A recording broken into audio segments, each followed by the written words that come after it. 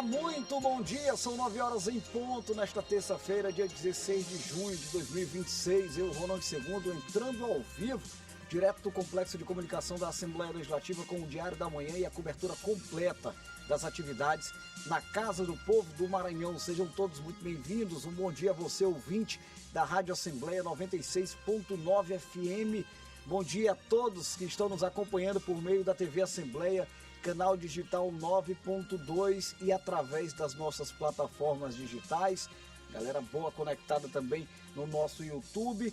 A programação de hoje vai contar já ao vivo com informações da repórter Milena Dutra, que vai trazer as primeiras movimentações do Palácio Manuel Beckmann na manhã desta terça-feira. Dentro de instantes, a Milena trazendo para a gente as expectativas, principalmente para a sessão plenária desta terça-feira, que será a primeira da semana. A gente vai trazer também, gente, informações sobre um trabalho bacana que segue acontecendo aqui na Escola do Legislativo. A Escola do Legislativo tem um trabalho fundamental no sentido de ampliar o processo de capacitação dos servidores do Parlamento Maranhense, também atendendo o público em geral. E está rolando curso de mídias digitais. A gente foi lá dar uma conferida, daqui a pouco eu trago as informações. Já eu vou receber aqui a doutora Cristiane Marques, defensora pública geral da Defensoria do Estado do Maranhão. A gente vai bater um papo aqui sobre as prioridades, os projetos, as ações da DPE Maranhão. A doutora Cristiane Marques, que assumiu recentemente, no lugar do doutor Gabriel Furtado, o cargo de defensora geral da Defensoria Pública do Estado do Maranhão. Não é isso? Então a gente vai já ter um bate-papo aqui com ela, com a doutora Cristiane Marques. Tem previsão do tempo, olha, a gente vai trazer também uma reportagem que serve como um alerta para você que curte aí os fogos de artifício, né? Principalmente nesse período de São João. A gente tem alta demanda de vendas desses artigos, não é?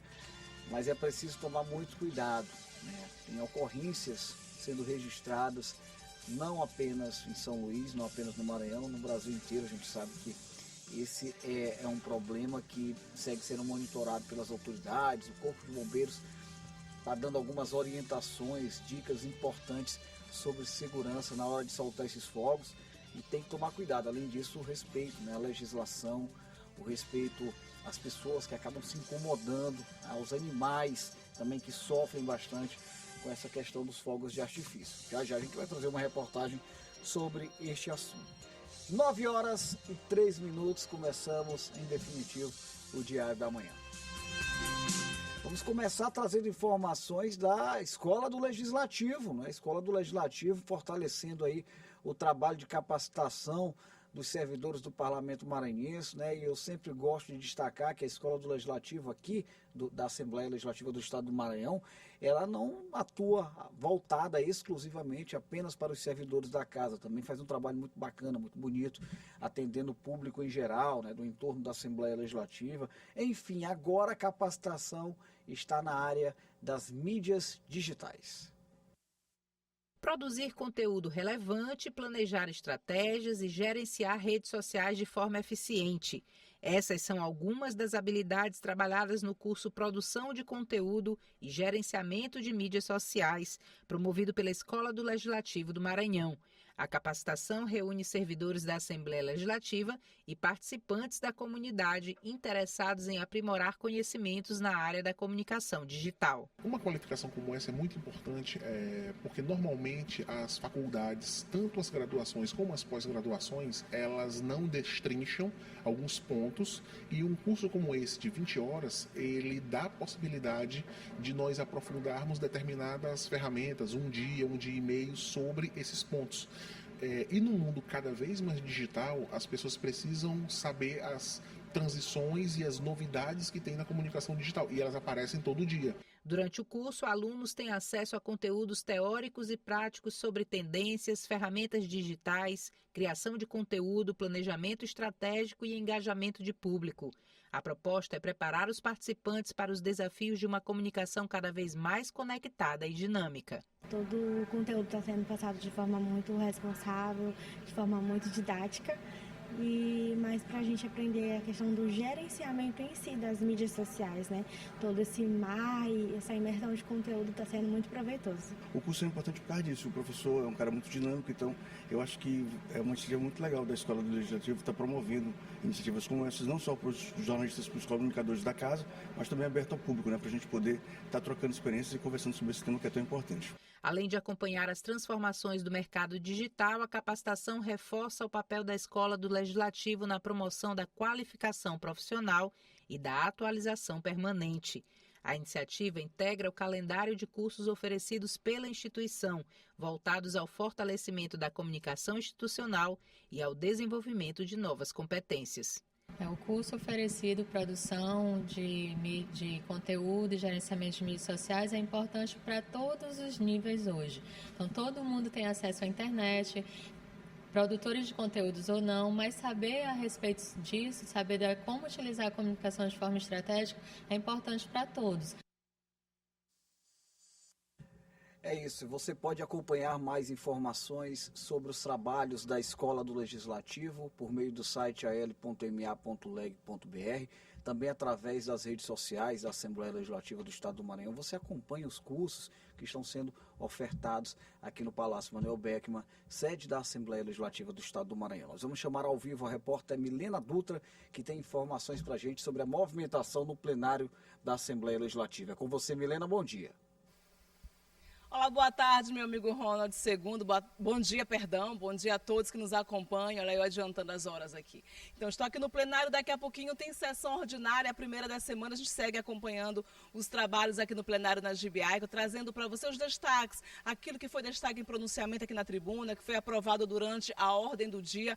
Hoje também é um dia especial porque tem CCJ, reunião da Comissão de Constituição e Justiça, e as sessões seguem até quinta-feira. Quinta-feira é um dia especial aqui na Assembleia, porque é o início do arraial da Assembleia Legislativa do Maranhão. Eu aproveito aqui, é claro, durante o expediente para convidar você que nos ouve e que nos assiste pela TV Assembleia. Quinta-feira tem arraial da Lema, mas também, ao mesmo tempo, os deputados trabalhando aqui no plenário, aprovando matérias importantes que garantem aí o desenvolvimento do Estado, trabalhando pelo desenvolvimento do Maranhão. Daqui a pouquinho, horário regimental, transmissão ao vivo. Aos poucos eles estão chegando no Palácio Manuel Beckmann. Daqui a pouquinho ao plenário, a TV Assembleia está aqui a postos para acompanhar os trabalhos dos nossos parlamentares. A todos um ótimo dia e uma ótima terça-feira. Volto com você, Ronald.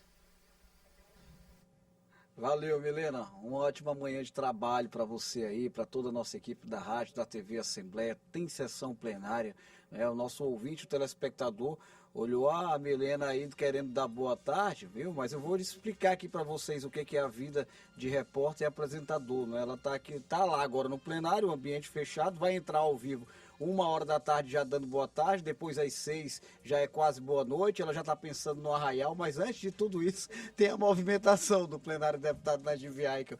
E aí você vai acompanhando aí com a nossa querida Milena Dutra, cobertura completa, transmissão ao vivo, já a partir das 9h30, que ocorre na íntegra pela TV Assembleia, canal 9.2 e aqui pela 96.9 FM, Rádio Assembleia do Maranhão também, trazendo a participação de todos os deputados e deputadas.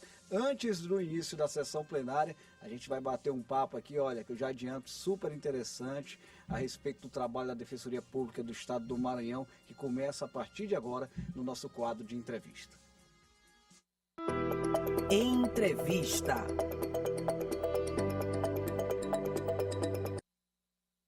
9h09. Olha, a nossa convidada de hoje já está por aqui. Quem acompanha pelas imagens da TV e do YouTube, observa já a doutora Cristiane Marques, Defensoria Pública do Estado do Maranhão, defensora geral, assumiu recentemente esse cargo, é o mais alto cargo da Defensoria Pública do Estado do Maranhão. Ela que é natural de Teresina, do Piauí, então nossa irmã aqui do nosso estado piauiense, né? Ela é formada em Direito pela Universidade do Estado do Rio de Janeiro e mestre em Direito em Instituições do Sistema de Justiça pela Universidade Federal do Maranhão. Defensora Pública no Maranhão desde 2012, conhece bem já o nosso estado, construiu trajetória voltada à promoção dos direitos humanos e à defesa das populações vulnerabilizadas. Tem muita coisa aqui no currículo da doutora Cristiane Marques que a gente vai reforçando ao longo do nosso bate-papo. Desde já, muito obrigado por estar aqui com a gente, doutora Cristiane. A gente sabe que a senhora está numa agenda frenética, assumiu recentemente o cargo de defensora-geral, que é um cargo muito importante e que representa muito para a população maranhense. Então, parabéns pela ocupação do cargo e muito obrigado mais uma vez por estar aqui com a gente. Obrigada, Ronald. Obrigada pelo convite. É sempre um prazer estar aqui e falar sobre defensoria pública e sobre acesso aos direitos para a população do Maranhão. Doutora Cristiane, eu vou começar puxando para o processo, para o trabalho de expansão que é nítido que vem acontecendo na Defensoria Pública do Estado, né? Eu venho acompanhando um pouco mais de perto esse trabalho fundamental que vocês desenvolvem no estado do Maranhão. O doutor Alberto Basto teve uma participação muito forte, agora com o doutor Gabriel Furtado mais recente, e a senhora assumindo o cargo de defensora-geral. E a gente tem visto um comportamento de expansão importante em todo o estado, né? São cada vez mais unidades atendendo a população maranhense. A senhora pretende intensificar, fortalecer, dar continuidade a tudo isso que vem no que concerne esse crescimento no estado? Sim, com certeza. A Defensoria Pública ela está hoje em 84 das 117 comarcas do Maranhão. Sim. Nós pretendemos chegar até as 117 comarcas para atingir todas as sedes do Poder Judiciário e assim conseguir pintar o Maranhão de verde, mas pretendemos fazer tudo isso com muita responsabilidade também. Então, vamos reforçar o nosso quadro de defensoras e defensores públicos. Nós estamos fazendo um concurso público, deve se encerrar no final do ano, para que a gente consiga trazer mais força de trabalho para a Defensoria Pública e assim dar continuidade ao nosso processo de expansão, levando os núcleos e os defensores e defensoras para o interior. E dentro desse objetivo é possível dizer que há uma sintonia com o próprio governo do estado, com os demais entes que têm interesse e que fazem parte desse trabalho de expansão? Como é que a senhora vê essa atmosfera voltada para esse trabalho aqui no estado? Com certeza, é muito gratificante fazer parte da Defensoria Pública nesse momento em que tanto o governo do estado quanto a Assembleia Legislativa perceberam a importância e a eficácia do trabalho da Defensoria Pública enquanto um mecanismo de acesso não só à justiça, ao judiciário, mas de acesso a direitos, de acesso à dignidade, de educação em direitos. Então, nós trabalhamos num clima, numa atmosfera de harmonia e em que os poderes confiam na Defensoria Pública e isso nos dá um respaldo muito importante para que a gente siga avançando, para que a gente chegue nos interiores, para que a gente utilize nossas unidades móveis e consiga articular parcerias para levar atendimento às ilhas, aos territórios quilombolas, àquela população que realmente, se não fosse por essa forma de atendimento da Defensoria Pública, ia ficar excluída, invisibilizada do sistema de justiça, do acesso a direitos. A gente tem aí a nossa política de erradicação do subregistro, que conseguiu avançar bastante, principalmente aí nos últimos 4 anos, na gestão do Dr. Gabriel Furtado. Tornando o Maranhão uma referência, inclusive. Exatamente. O Maranhão conquistou agora, em 2025, o menor índice histórico de subregistro.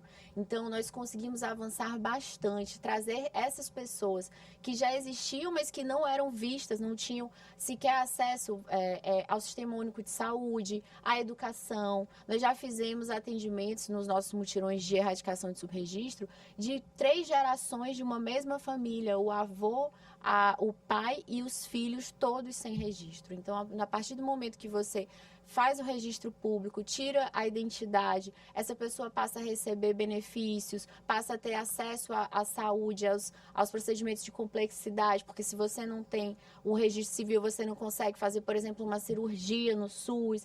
Então, é toda uma vida civil que para nós pode parecer o básico, mas para que essas pessoas que ficam muito tempo invisibilizadas. É interessante, a senhora explica muito bem, né, o que representa esse trabalho de combate ao subregistro civil, porque muitas vezes as pessoas que estão alheias à situação não têm a dimensão do tamanho desse problema, né? Pessoas idosas que passaram a vida inteira aí tendo os seus direitos aí não atendidos, simplesmente pelo fato de não existirem, né, dentro desse âmbito do registro civil. E aí eu pergunto para a senhora, esse trabalho de erradicação, ele permanece, ele é um processo contínuo ou chega um momento em que a situação está resolvida no Maranhão? Não é assim, né? É um sonho, né? Que a gente consiga erradicar o subregistro. O trabalho permanece, a gente continua com a nossa política institucional de erradicação do subregistro, levando as unidades móveis para os interiores, para fazer todo esse trabalho de registro da população. E é importante também que nós somos procurados para tirar a segunda via de registro para que eles consigam tirar a nova carteira de identidade. Aquela carteira nacional unificada, para tirar, exato, para tirar essa nova carteira, precisa de uma via atualizada do registro civil, que aí ou é o registro de nascimento ou o registro de casamento para quem é casado. Então, a Defensoria Pública leva esse serviço também e é uma das nossas maiores demandas hoje. Por exemplo, para conseguir, a gente teve agora recentemente a questão do seguro-defeso. A pessoa precisa atualizar a sua documentação, então precisa da segunda via do registro para tirar a identidade, para conseguir se cadastrar novamente para receber o auxílio-defeso. E falando ainda do subregistro, nós já tivemos um mutirão aqui na Cidade Olímpica, aqui na capital, em que uma menina de 16 anos não tinha registro de nascimento e ela frequentava a escola como ouvinte.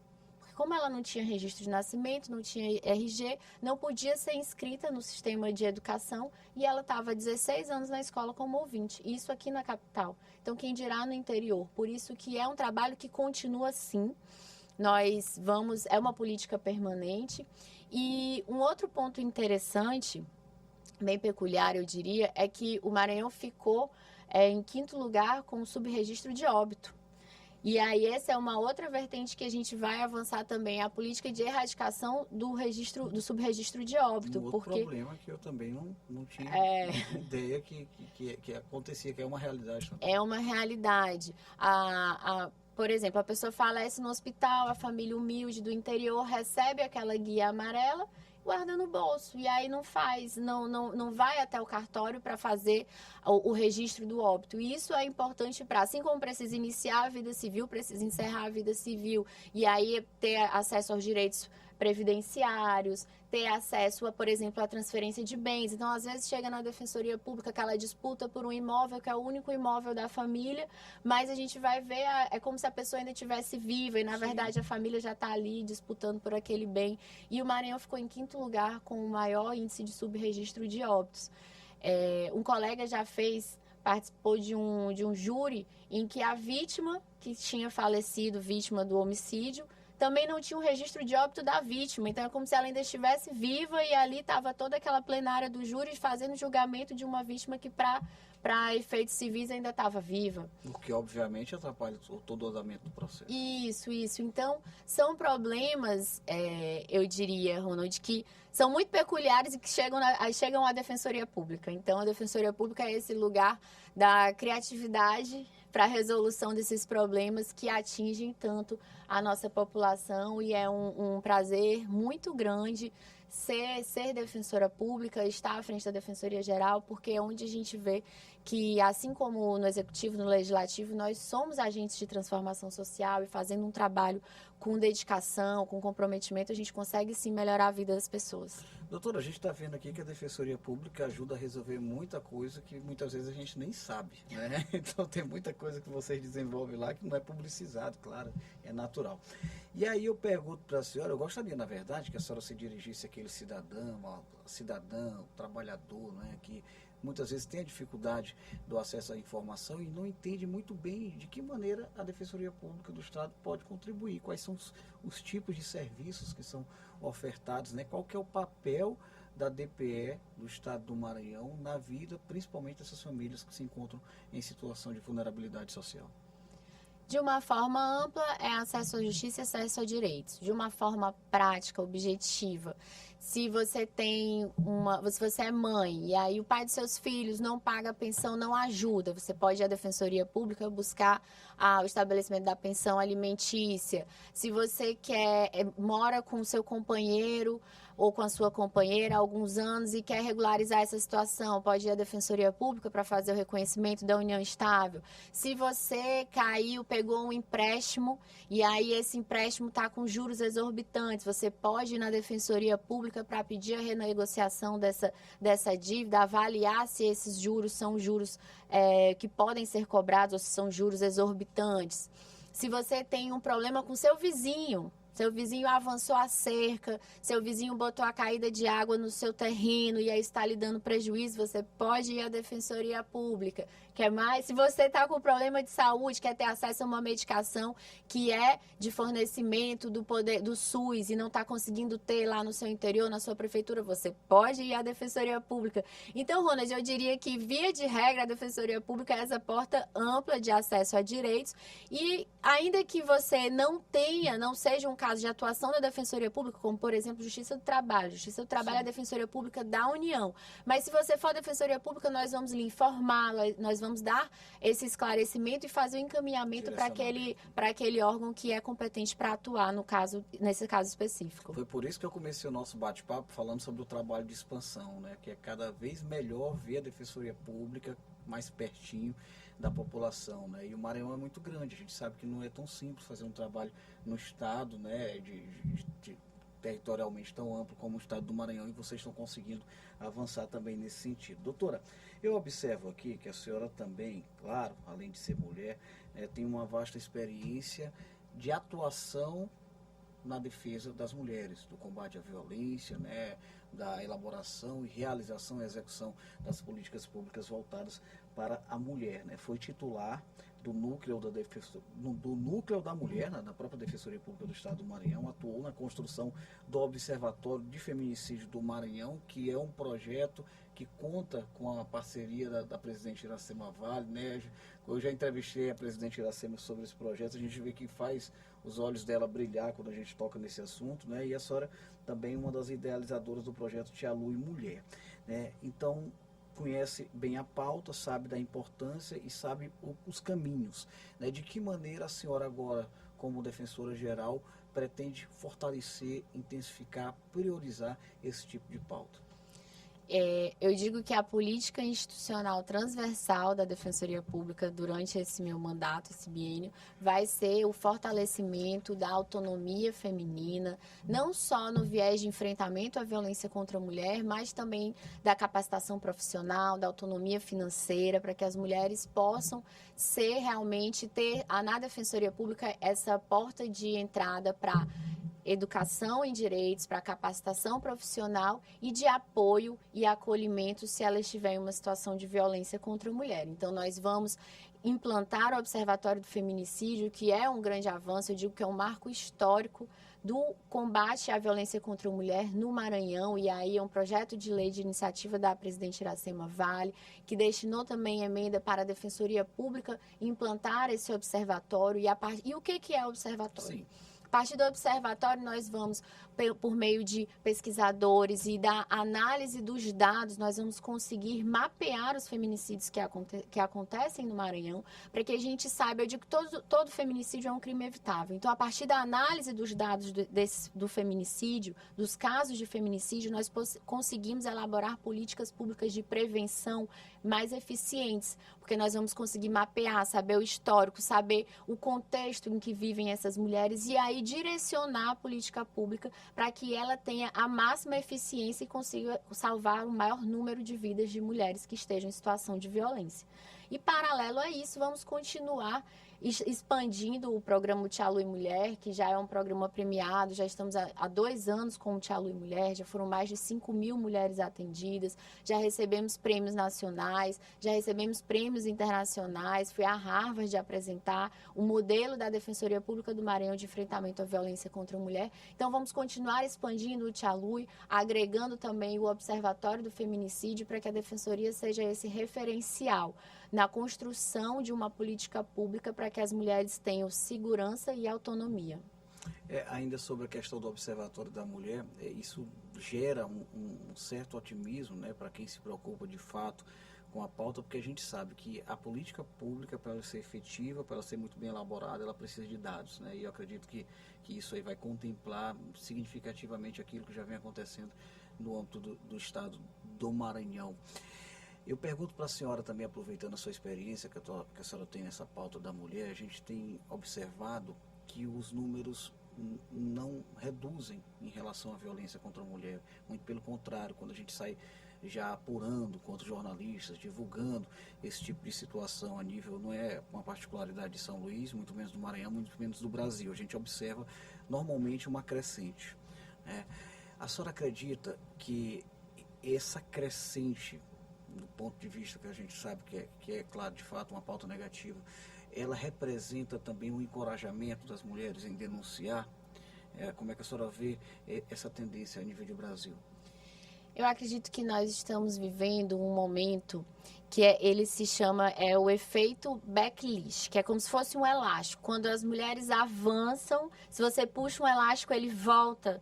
Então, nós estamos avançando, conquistando cargos, espaços de poder, representatividade, autonomia, independência, e aí é natural que haja esse momento de aparente retrocesso. Então, assim, à medida que as mulheres vão galgando os espaços, pode também surgir uma certa animosidade maior entre alguns homens, e eu digo que essa pauta do enfrentamento à violência não é uma pauta das mulheres contra os homens, é uma pauta de mulheres e homens contra homens covardes que batem em mulher. Perfeito. Então, é o primeiro ponto.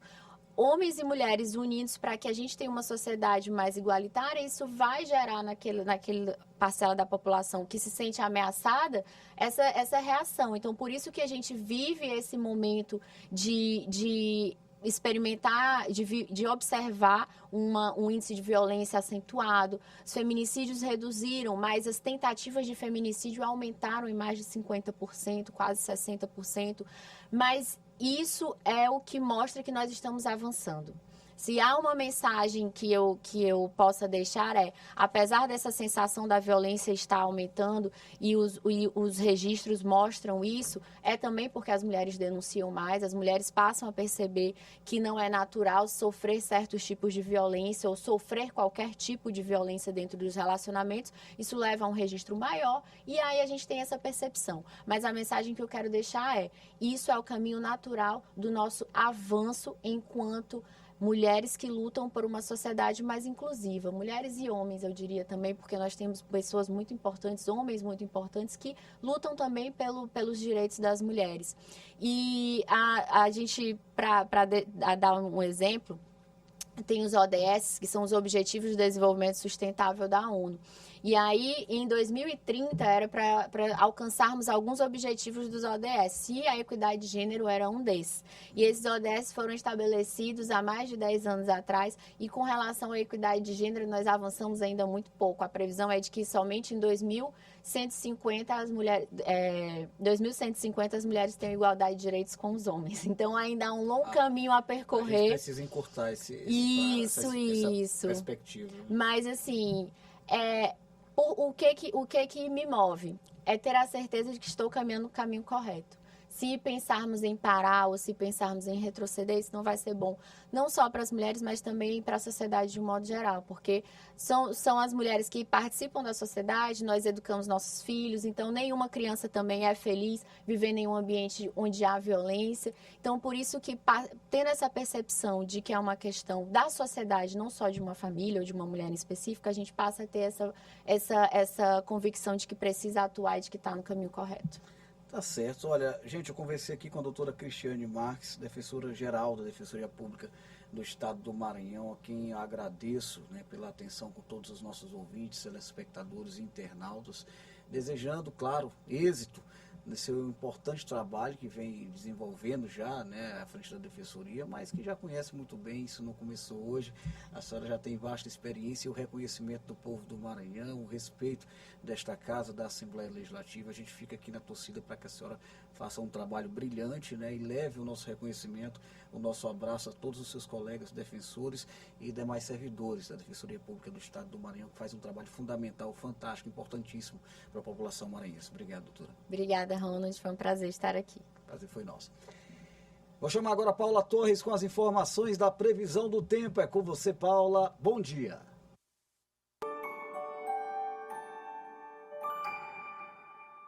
Oi, muito bom dia para você e para todo mundo que nos acompanha aqui no Diário da Manhã. Olha, se for sair de casa hoje, é bom não esquecer o guarda-chuva, porque a chuva deve aparecer em várias regiões do estado ao longo do dia. Vamos começar pela nossa capital. Em São Luís, o dia começa com muitas nuvens e até alguns períodos de sol, mas a chuva pode chegar entre a tarde e a noite. As temperaturas ficam agradáveis, variando entre 25 e 30 graus. E tem um detalhe importante, o INMET mantém alerta para chuvas intensas em áreas da região norte maranhense, então vale ficar atento em caso de pancadas mais fortes. Agora seguimos para São José dos Basílios, na região central do estado. Por lá, o calor aparece com mais força, os termômetros variam entre 23 e 32 graus. E o sol predomina pela manhã. Já durante a tarde, podem ocorrer pancadas de chuva, mas a tendência é de tempo mais firme durante a noite. E agora, vamos até Santana do Maranhão, no leste maranhense. Por lá, o cenário é bem parecido. A temperatura também varia entre 23 e 32 graus. O sol aparece durante a manhã, mas as nuvens aumentam ao longo do dia e há previsão de chuva entre a tarde e a noite.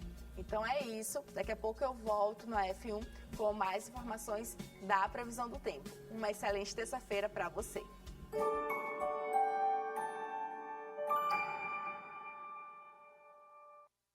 Valeu, Paulo, muito obrigado. Eu vou encerrar aqui a transmissão simultânea com a TV Assembleia às 9 horas e 31 minutos. Regimentalmente, o início da sessão plenária pode acontecer a qualquer momento, não é isso?